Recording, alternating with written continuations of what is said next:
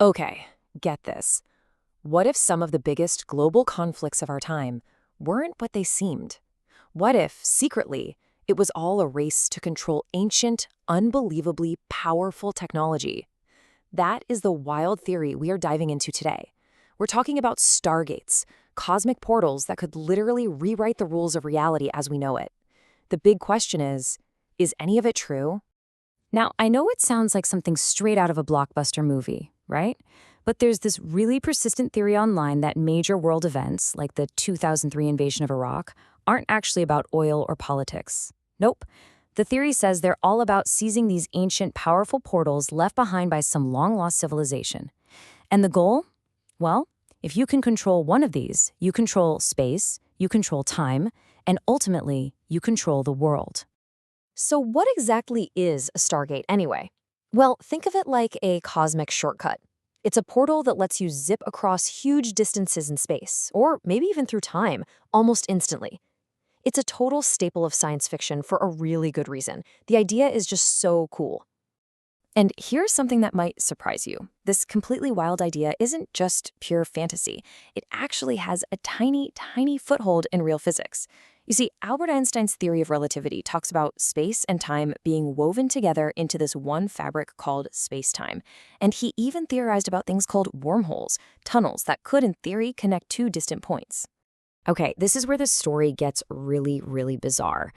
People who believe in the Stargate theory, they point to this long and kind of chilling list of unexplained disappearances as proof that these portals aren't just theoretical, they're real and they are active right now.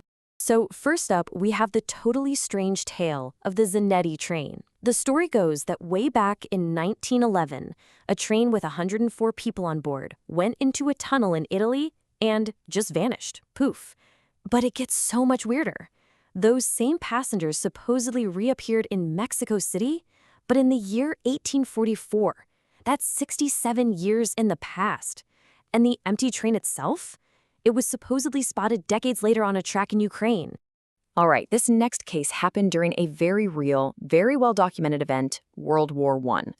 During the Gallipoli campaign, an entire British battalion, that's 266 men, reportedly marched up a hill and right into a strange, really thick cloud. And when the cloud finally lifted, they were just gone. Witnesses from another regiment nearby swore they just vanished into thin air, and no trace of them was ever found.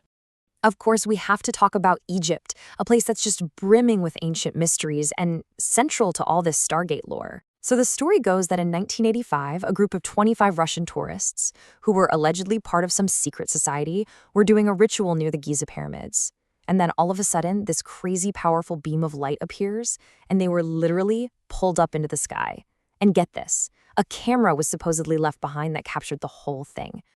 And the list just keeps going. You've got a Congolese village of 5,000 people that was found completely empty in 2001, with food still cooking over the fires. There's a street in Liverpool famous for time slips, where people swear they momentarily step back into the 1950s. Even ancient texts tell stories of King Solomon instantly moving a throne across a huge distance, a feat that some people now chalk up to portal technology. So when you start to line up all these different accounts, you've got missing trains, vanishing soldiers, entire empty villages, it really makes you wonder, are these just a bunch of unrelated spooky stories, or is there some kind of pattern here that's pointing to something extraordinary? But this is where we need to just pump the brakes for a second and apply a little critical thinking. As the great writer Christopher Hitchens famously said, extraordinary claims require extraordinary evidence. So let's go back and take a much closer look at these incredible stories. All right, it is time for the reality check. Let's put each one of these pieces of evidence under the microscope and just see what happens when we try to separate the really compelling myth from the hard, verifiable historical facts. That Zanetti train story, it is a fantastic story, but that's pretty much all it is, a story. There are zero newspaper archives, no government records, nothing to back it up. In fact, there wasn't even a train company named Zanetti in Italy back in 1911. The whole tale comes from a work of fiction by a Ukrainian author that only went viral online decades after it was written. So what about the vanishing British soldiers? Okay, now this one is actually partly true. The battalion did disappear. But they weren't abducted by some supernatural cloud. In 1919, after the war was over, their bodies were found. They had been killed in action, most likely ambushed and overwhelmed by Ottoman forces. The whole mysterious cloud story was probably just a wild tale born from the fog of war, and maybe, just maybe, a way for the military to explain a devastating loss without admitting to a major tactical screw-up. And what about those other stories? Well, they fall apart just as quickly. There isn't a single official report, not one news clipping, no embassy record of 25 Russian tourists vanishing in Egypt in 1985. Nothing. And the village of Somato in the Congo? Geographers and officials have confirmed it. No such place exists. The story is a complete fabrication that seems to have started in a single newspaper article.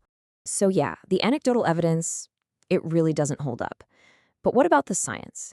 Could something like a Stargate even be physically possible, even if these specific stories are bogus? Let's see what actual real-world physics has to say about it.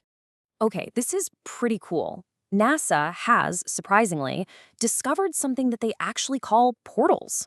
A physicist found these points where Earth's magnetic field connects for a moment to the sun's. But here's the massive catch you can see right here. They are microscopic, smaller than a grain of salt, and they only exist for a fleeting instant. It's a really fascinating discovery for sure, but it's a universe away from the stable, human-sized gateways we see in science fiction. But let's just say we could find a theoretical wormhole. Could we actually use it? Well, according to Nobel Prize winner Kip Thorne, who is one of the top experts on this stuff, the answer is a big, firm no.